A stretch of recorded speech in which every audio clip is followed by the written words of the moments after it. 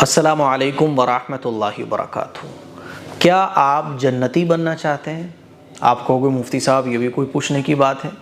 ہر شخص یہ چاہتا ہے کہ میں جنت میں داخل ہو جاؤں، میں جنت والوں میں شامل ہو جاؤں۔ آج میں آپ لوگوں کو ایک ایسا انٹرسٹنگ واقعہ سنانے جا رہا ہوں جس کو سن کر آپ حیران رہ جاؤ گے اور آپ اپنے آپ کو جنت والوں میں شامل بھی کروا سکتے ہو۔ ایک مرتبہ رسول اللہ صلی اللہ علیہ وسلم صحابہ اکرام کے ساتھ بیٹھے ہوئے تھے، مجلس لگی ہوئی تھی مسجد کے اندر۔ حضور علیہ الصلوۃ والسلام نے ارشاد فرمایا کہ دیکھو ابھی دروازے سے جو شخص اندر آئیں گے نا وہ اہل جنت میں سے ہیں، وہ جنتیوں میں سے ہیں، وہ جنتی شخص ہیں ابھی جو دروازے سے آئیں گے۔ تو صحابہ اکرام جو ہے نا وہ حیران رہ گئے اور ان کو شوق پیدا ہو گیا کہ دیکھتے ہیں آخر اہل جنت میں سے کون شخص ہیں جو اب دروازے سے داخل ہوں گے۔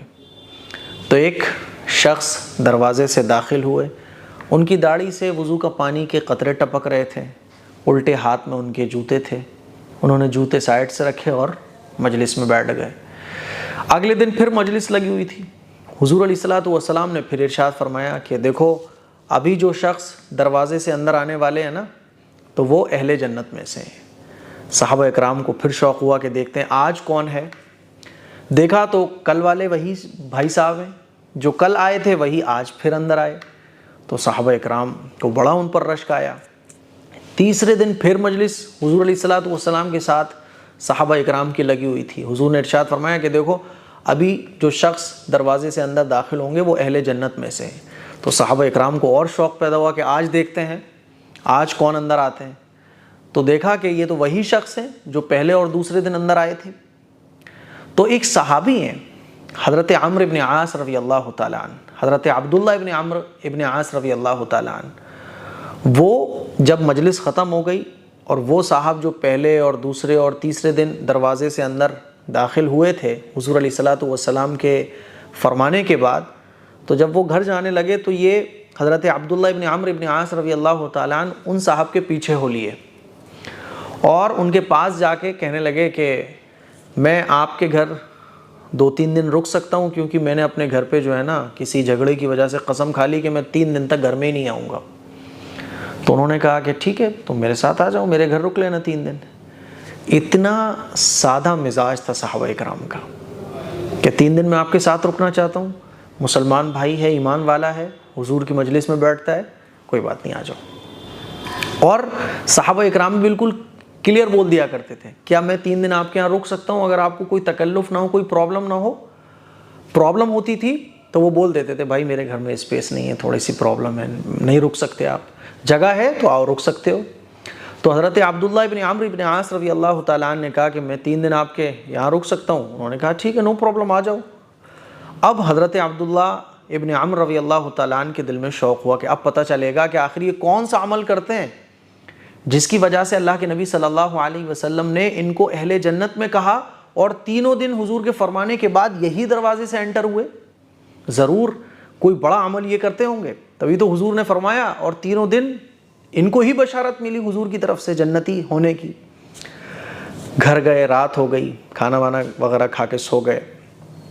تو حضرت عبداللہ ابن عمرو بڑے حیران ہوئے۔ رات کو کیا دیکھتے ہیں کہ یہ جو صاحب تھے ان کا کوئی بہت بڑا عمل نہیں تھا، نارمل عشاء کی نماز پڑھ کے کھانا وانا کھایا، تھوڑی بہت دونوں نے بات چیت کی، اس کے بعد سو گئے۔ اب یہ تو نہیں سو رہے تھے حضرت عبداللہ ابن عمرو، کیونکہ یہ دیکھنا چاہتے تھے کہ ان کا عمل رات میں کون سا ہے۔ یہ سوچ رہے تھے کہ رات میں بڑی تہجدیں پڑھتے ہوں گے، بڑے اللہ کے سامنے روتے ہوں گے۔ وہ بھی سو گئے، یہ بھی سو گئے، یہ رات بھر جاگتے رہے کہ دیکھوں گا رات میں کون سا عمل کرتے ہیں۔ اب انہوں نے تو جو ہے نا رات کو تہجد بھی نہیں پڑھی، صبح فجر کی نماز میں اٹھے، رات کو کچھ دعائیں وغیرہ جو رات کو سونے کی ہوتی ہیں وہ پڑھ کر سوئے تھے، صبح فجر کی نماز میں اٹھے۔ تو حضرت عبداللہ رضی اللہ تعالیٰ عنہ بڑے حیران ہوئے کہ یار یہ تو رات میں کوئی تہجد بھی نہیں پڑھ رہے، کوئی بہت بڑا عمل، کوئی وظیفہ بھی نہیں کر رہے، حضور فرما رہے ہیں کہ اہل جنت میں سے ہیں۔ اگلی رات پھر آئی، تو اگلی رات جب آئی تو پھر دیکھتے ہیں تو نارمل وہی رات کو سونے سے پہلے کی جو دعائیں ہیں وہ پڑھ کے یہ سو گئے۔ صبح تہجد میں بھی نہیں اٹھے، فجر کی نماز میں ڈائریکٹ اٹھے۔ تو حضرت عبداللہ ابن عمرو رضی اللہ تعالیٰ عنہ فرماتے ہیں کہ میرے دل میں تھوڑا سا غلط خیال آیا کہ یار حضور تو فرما رہے تھے کہ یہ اہل جنت میں سے ہیں، 3 دن یہی حضور کی بشارت کے بعد دروازے سے یہی داخل ہوئے اور ان کا تو کوئی بہت بڑا عمل بھی نہیں ہے۔ اگلے دن جب صبح ہوئی تو حضرت عبداللہ ابن عمرو رضی اللہ تعالیٰ عنہ نے اپنے دل کی بات جو ہے نا وہ ان سے کہہ دی کہ اصل میں آپ کے ہاں جو رکا ہوا ہوں اس کی وجہ یہ ہے کہ ایسے ایسے حضور کی مجلس تھی اس دن، اگلے دن بھی اور اس کے اگلے دن بھی، تو حضور نے کہا تھا کہ اب جو دروازے سے مسجد کے اندر آئیں گے وہ اہل جنت میں سے ہیں۔ تو تینوں دن آپ داخل ہوئے حضور کی بشارت کے بعد۔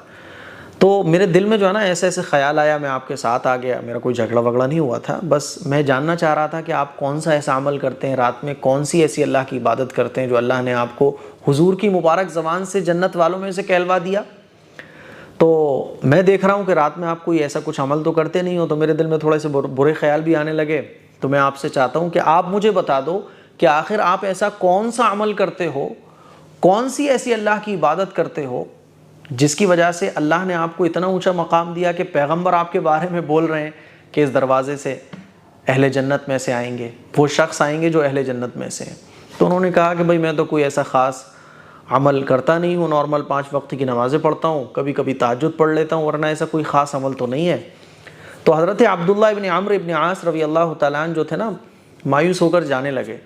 تو انہوں نے بلایا کہ ادھر آؤ عبداللہ، اصل میں ایسا کوئی خاص عمل تو نہیں کرتا ہوں، لیکن ایک چیز ہے جو مجھے لگتا ہے کہ اس کی وجہ سے اللہ کے نبی نے میرے بارے میں یہ ارشاد فرمایا، اور وہ چیز یہ ہے کہ میں اپنے کسی بھی مسلمان کے بارے میں اپنے دل میں کینہ، حسد، جلن نہیں رکھتا ہوں۔ میں اپنے مسلمان کی ترقی پر بھی خوش ہوتا ہوں، مجھے کوئی فرق نہیں پڑتا کہ سامنے والا مسلمان کیسی زندگی جی رہا ہے۔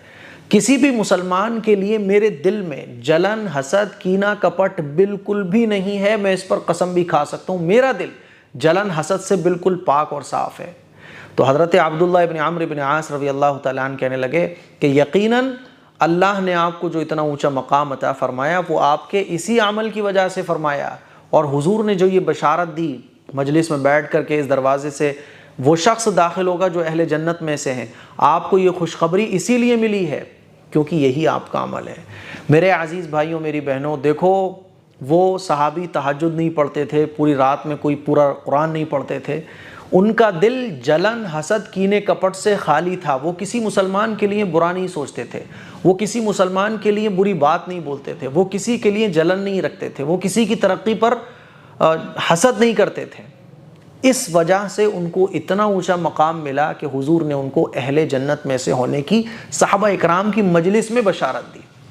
ہم اور آپ غور کریں، اگر تہجدیں پڑھ رہے ہیں، نمازیں پڑھ رہے ہیں، حج کر رہے ہیں، بڑی بڑی راتوں میں لمبی نمازیں پڑھ رہے ہیں، عبادتیں خوب کر رہے ہیں، اچھی بات ہے، لیکن اگر دل میں کسی کے لیے جلن ہے، حسد ہے، بغض ہے، خدا کی قسم ہمیں وہ مقام نہیں حاصل ہو سکتا جو ہم سوچ کے بیٹھے ہوئے ہیں کہ عبادت ہماری اتنی ہے۔ فرض عبادات پابندی سے کرنے کے بعد اگر آپ کا دل کینے، کپٹ، بغض سے خالی ہے نا، تو دیکھو ان صحابی کو یہ مقام اس لیے ملا، آپ کو بھی وہ مقام مل سکتا ہے۔ اسی لیے یہ واقعہ میں نے آپ کو سنایا کہ اپنے دل سے جلن، حسد کو ختم کرو۔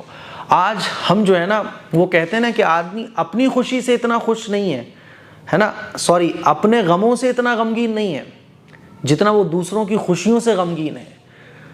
اپنی پرابلم سے اس کو اتنی پرابلم نہیں ہے، دوسروں کی خوشیوں سے اس کو بہت پرابلم ہے۔ اسی لیے میرے عزیز بھائیوں، جلن، حسد، کینہ، کپٹ بالکل ختم کرو۔ مجھے امید ہے یہ واقعہ سنانے کا جو میرا مقصد ہے، جو سبق آپ کو دینا ہے وہ یہی ہے کہ اپنے دل کو ان گندگیوں سے، جن کو روحانی گندگی کہا جاتا ہے، اس سے اپنے دل کو پاک صاف رکھو۔ اللہ تعالیٰ آپ کو وہی مقام عطا فرمائے گا انشاءاللہ ثم انشاءاللہ جو ان صحابی کو ملا، یعنی اہل جنت میں سے ہونا۔ اس کلپ کو شیئر کریں، دوسروں تک پہنچائیں۔ السلام علیکم ورحمۃ اللہ وبرکاتہ۔